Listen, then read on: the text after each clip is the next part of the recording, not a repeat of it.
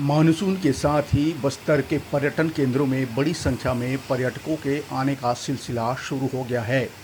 खास तौर पर बस्तर के चित्रकूट, तीरथगढ़ सहित अन्य जलप्रपात पर्यटकों की पहली पसंद बने हुए हैं। ऐसे में जलप्रपातों की खूबसूरती अपने मोबाइल फ़ोन के कैमरे से कैद करने के लिए पर्यटक कई दफ़ा अपनी जान भी जोखिम में डाल रहे हैं। ऐसे में जलप्रपात पर्यटकों के लिए जानलेवा भी साबित हो सकते हैं व कुछ भी अनहोनी हो सकती है। वहीं तीरथगढ़ और चित्रकूट में पुलिस जवान सुरक्षा में तैनात जरूर नजर आ रहे हैं, लेकिन अंदरूनी इलाकों में मौजूद पर्यटन केंद्रों में सुरक्षा के कोई खासा इंतजाम नहीं दिखता।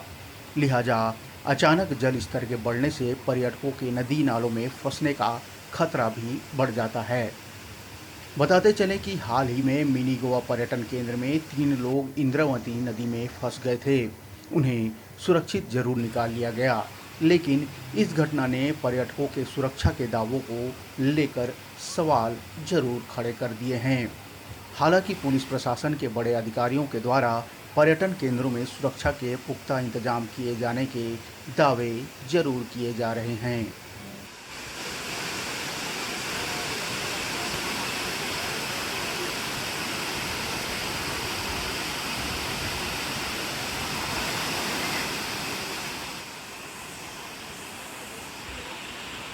बस्तर ज़िले में मानसून के दौरान कई सारे पर्यटक आते हैं, क्योंकि यहाँ पे चित्रकूट, तीरथगढ़ वाटरफॉल्स हैं और इनको देखने के लिए पर्यटक आते हैं। इसके अलावा कई सारे ऐसे पर्यटन स्थल भी हैं जो कि उतने प्रसिद्ध नहीं हैं, लेकिन लोकल लोगों को उसकी जानकारी है तो वो लोग जाते हैं। तो इस संबंध में सुरक्षा के लिए हम लोगों ने जो संबंधित थाने हैं उनको भी निर्देशित किया है। जो मुख्य पर्यटक स्थल हैं वहाँ पर तो नगर सेना के और एसडीआरएफ की भी टीम रहती है, ताकि कोई भी इमरजेंसी सिचुएशन हो तो रिस्पॉन्ड कर सकें। कुछ दिनों पहले चित्रकूट चौकी अंतर्गत एक घटना हुई थी जिसमें 3 व्यक्ति एक बारिश के नदी के बीच में फंस गए थे। उनको भी एसडीआरएफ की टीम के द्वारा सकुशल बाहर निकाला गया था।